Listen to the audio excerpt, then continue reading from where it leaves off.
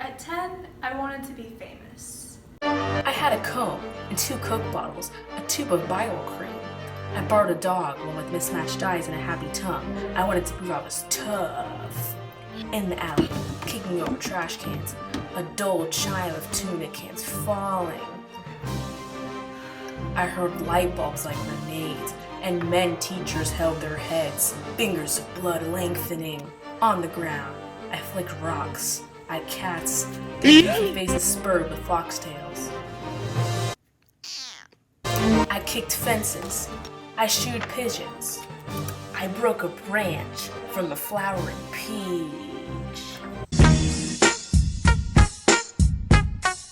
And frightened ants with a stream of spit. I said, Charlie, in your face.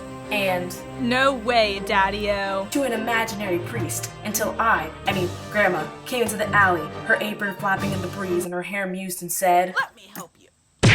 Ow!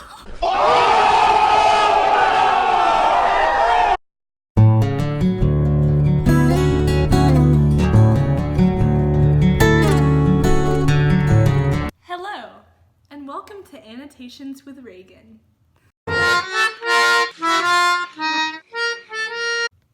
Behind Grandma's House, the author Gary Soto uses a lot of imagery to describe the setting of the childhood of the 10-year-old. In these lines, I wanted to prove I was tough in the alley, kicking over trash cans, a dull chime of tuna cans falling. This really sets up the setting and the scene for the readers to understand where the child's at and what's going on. Soto also uses a simile, I hurled light bulbs like grenades, to compare light bulbs to grenades, and it shows the force of his power and violence, as the light bulbs are just like grenades exploding because of the power and violence. And then he also uses irony when the grandma says that she wants to help him, but actually punches the child between the eyes. And this has a deeper meaning of putting him back in his place, so she actually is helping him, although the punch may not seem like it. Hello. Hello. Okay, so first is the title. So the questions that came to my mind when I first read the title, Behind Grandma's House, was what's going on behind her house? Is it something bad or good? I thought the grandma could represent family, Grandma's house could represent family gatherings, community, things like that. Is the speaker, and it could be a grown man recalling his life when he was a 10 and remembering when he would go to his grandma's house. So to paraphrase the poem, the author is basically depicting himself as a 10-year-old boy who's wanting attention, which is stated by his want for fame in line 1. It says, "At 10, I wanted fame." He also recounts his childhood when he's, through his acts of violence, like flicking rocks at cats and kicking fences, and then towards the end of the poem, the grandma comes to set him straight by punching him in the face. Did that hurt? It did hurt.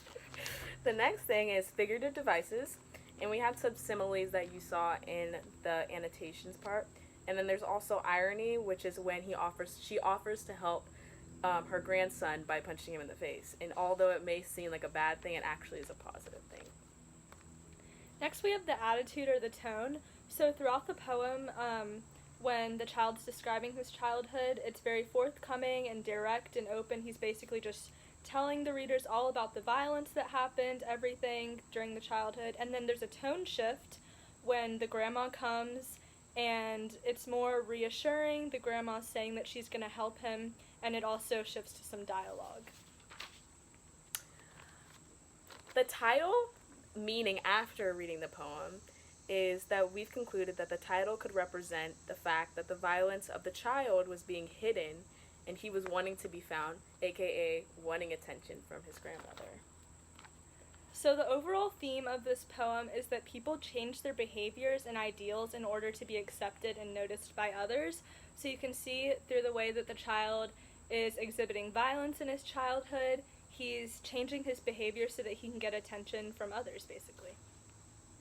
Thanks for joining us!